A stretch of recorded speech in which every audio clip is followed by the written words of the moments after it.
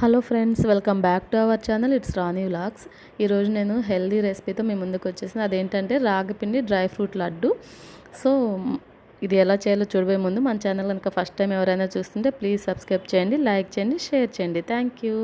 So దీనికి first బాండి తీసుకొని అందులో కొంచెం నెయ్యి వేసుకొని అందులో 2 కప్స్ రాగిపిండి వేసుకొని మంచిగా సన్నని మంట మీద వేగించుకోవాలి. అది వేగింది ఎలా తెలుస్తుందంటే మనకి మంచిగా నెయ్యిలో వేగిన పిండి మంచి స్మెల్ వస్తుంది కదా.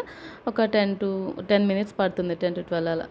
ఈ టైంలో సన్న సిమ్లోనే వేగిస్తే మంచిగా వేగిపోతుంది. చూసారా, వేగంగా దగ్గరకు కూడా వచ్చింది పిండి. సో దాన్ని పక్కన తీసి పెట్టుకొని అదే బాండీలో కొంచెం నెయ్యి వేసుకొని బాదం పప్పు వేసి వేగిస్తున్నాను నేను.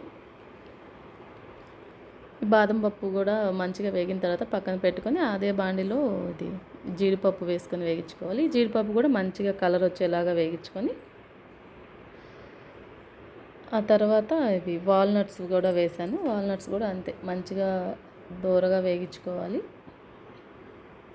ఆ తర్వాత ఇవి సన్ఫ్లవర్ సీడ్స్ కూడా వేసి వేగిస్తున్నాను.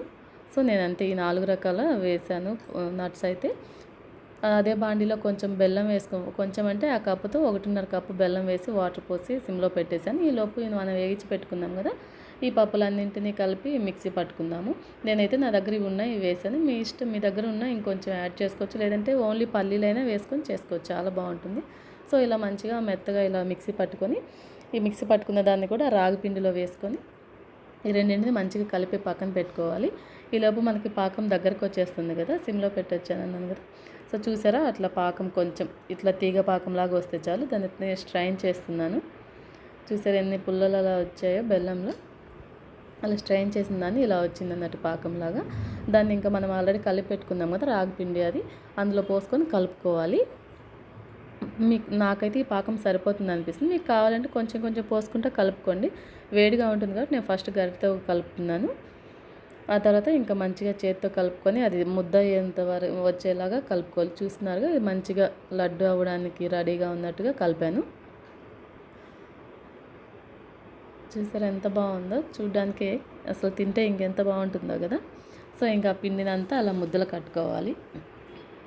కొంచెము నెయ్యి రాసుకుంటూ కడితే ఇంకా మంచిగా ఉంటుంది. నేను కొంచెం నెయ్యి వేసుకొని కడుతున్నాను. అదిగోండి అలా మంచిగా నెయ్యి రాసుకొని ముద్దలు కట్టేస్తున్నాను. ఇవి చాలా బాగుంటాయి, చాలా హెల్దీ కూడా కదా. పిల్లలు స్కూల్ నుంచి వస్తారు, ఇప్పుడు స్కూల్ కూడా స్టార్ట్ అయ్యాయి కదా. స్కూల్ నుంచి వచ్చేసరికి ఇలా చేసి పెట్టడం, ఇలా చేస్తే పిల్లలు ఇష్టంగా తింటారు.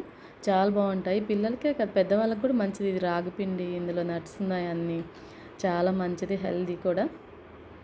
సో మీకు కనుక నచ్చితే తప్పకుండా ట్రై చేయండి. ఎలా వచ్చిందో నాకు కామెంట్ చేయండి. చూసారా, చాలా బాగుంది. అంతే ఫ్రెండ్స్, మన ఛానల్ ఫస్ట్ టైం చూస్తుంటే ఎవరైనా ప్లీజ్ సబ్స్క్రైబ్ చేయండి.